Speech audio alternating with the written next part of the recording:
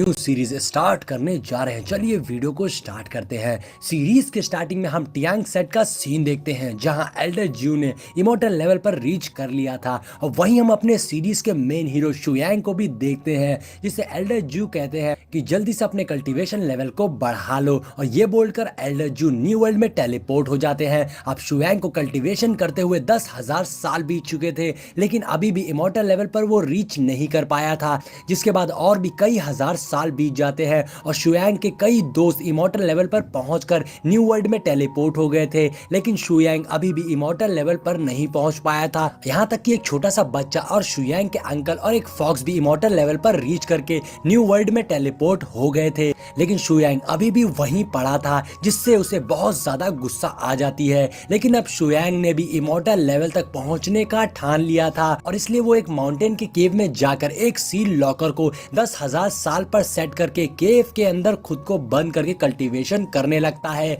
अपने cultivation level को बढ़ाने के लिए। अब शुयांग को कल्टीवेशन करते हुए 1,00,000 साल बीत चुके थे। दूसरी ओर हम टियांग सेट को देखते हैं जो कि पूरी तरह से तबाह हो चुका था और अभी भी टियांग सेट में कुछ डिसिपल्स रह रहे थे। तभी हम देखते हैं कि लुई नाम का एक बंदा जो यूनसेन सेट के लीडर का बेटा था, वो टियांग सेट के एक डिसिपल को पीट रहा था। तभी वहां किंगशु नाम की एक लड़की आ जाती है तो लुई किंगशु से कहता है, अगर तुम टियांग सेट को बचाना चाहती हो तो तुम्हें मुझसे शादी करनी होगी, क्योंकि टियांग सेट का अब कोई भी बंदा यहाँ नहीं बचा है और मैं आसानी से तुम्हारे सेट पर कब्जा कर सकता हूँ। लेकिन किंगशु उसे शादी करने से साफ इनकार कर देती है और उससे फाइट करने के लिए अपनी तलवार को बाहर निकाल लेती है और फिर लुई के साथ आए दो एल्डर किंगशु पर हमला कर देते हैं। लेकिन किंगशु अभी भी इमोर्टल लेवल पर नहीं पहुंची थी, इसलिए किंगशु को उन एल्डर से फाइट करने में बहुत ज्यादा मुश्किल हो रही थी। लेकिन किंगशु किसी तरह से उन एल्डर से लड़ रही थी और फिर हम माउंटेन का सीन देखते हैं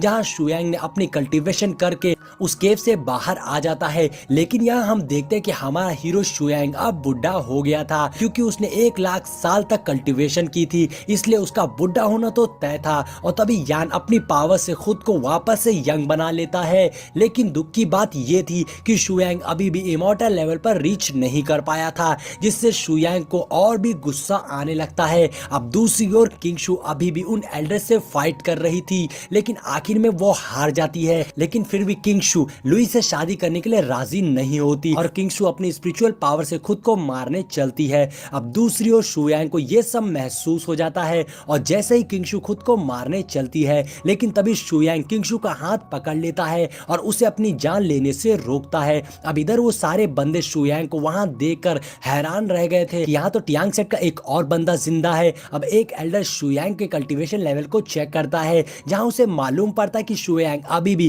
की रिफाइनर लेवल पर ही है, इसलिए वो एल्डर शुयांग का मजाक उड़ाने लगता है। अब उस एल्डर और शुयांग में बहस होने लगी थी और उन्हें लग रहा था कि शुयांग बहुत ज्यादा कमजोर होगा, इसलिए शुयांग को गुस्सा आ जाती है और वो अपनी एक ही उंगली के अटैक का यूज करके एक एल्डर को मार देता है। अब शुयांग के इस अटैक से जबरदस्त एनर्जी और निकल रहा था, जो देखकर तो सारे बंदों के होश उड़ गए थे और आगे शुयांग अपनी उंगली वाली टेक्निक से ही और भी एल्डर्स को मार देता है, जो देखकर लुई भीगी बिल्ली की तरह डरकर वहां से भागने लगा था। और जाते हुए लुई कहता है कहीं शुयांग इमोर्टल लेवल से और भी ऊपर तो नहीं पहुंच गया, और तभी भागते हुए लुई एक एल्डर के ऊपर गिर जाता है और वही शुयांग उसके सामने आ गया था, जिसे देखकर लुई और एल्डर बहुत ज्यादा डरकर कांपने लगे थे। अब लुई शुयांग से अपनी जान बख्शने की भीख मांग रहा था, लेकिन शुयांग लुई पर भड़का था कि वो एक तो सेट के लड़की को मार रहा था और साथ ही उसने टियांग सेट पे कब्जा करने का सोचा, जिसके बाद शुयांग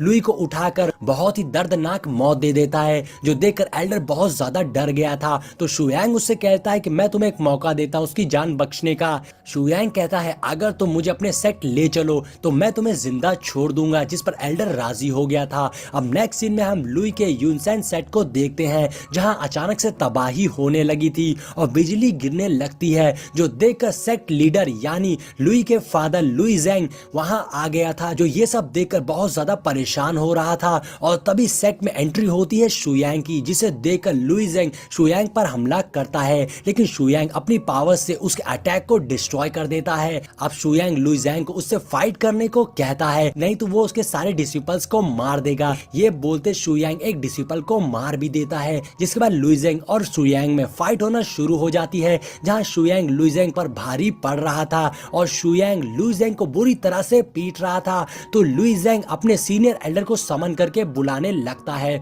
और फिर सीनियर एल्डर वहां आ जाता है जिसने उस सेट को बनाया था, और सीनियर एल्डर अपनी पावरफुल फॉर्मेशन एक्टिवेट करने लगता है, लेकिन तब तक शुयांग लुई ज़ेंग को अपनी एंशिएंट स्वॉर्ड से मार डालता है। जिसके बाद एल्डर शुयांग पर हमला करता है, लेकिन शुयांग एल्डर के किलिंग फॉर्मेशन को डिस्ट्रॉय कर देता है, जो देखकर एल्डर शॉक रह गया था। लेकिन एल्डर ने भी अभी हार नहीं मानी थी और वो अपनी पावरफुल टेक्निक का यूज करके स्पिरिचुअल ड्रैगन को समन कर लेता है। अब एल्डर अपनी सारी पावर्स स्पिरिचुअल ड्रैगन को देकर शुयांग पर जबरदस्त अटैक करता है, लेकिन शुयांग अपनी एंशिएंट स्वॉर्ड से उस ड्रैगन को डिस्ट्रॉय कर देता है, जिससे एल्डर भी इंजर्ड हो गया था और अब शुयांग के आगे हार मान गया था। एल्डर को यकीन नहीं हो रहा था कि शुयांग, जो कि एक की रिफाइनल लेवल का बंदा होते हुए, उसने एल्डर के यूनशेंग सेट को तबाह कर दिया। तभी वहां किंगशु और टियान सेट के बाकी डिसिपल्स यूनशेंग सेट में आ जाते हैं कि शुयांग की हेल्प करने के लिए, लेकिन वहां का माहौल देखकर सबके होश उड़ गए थे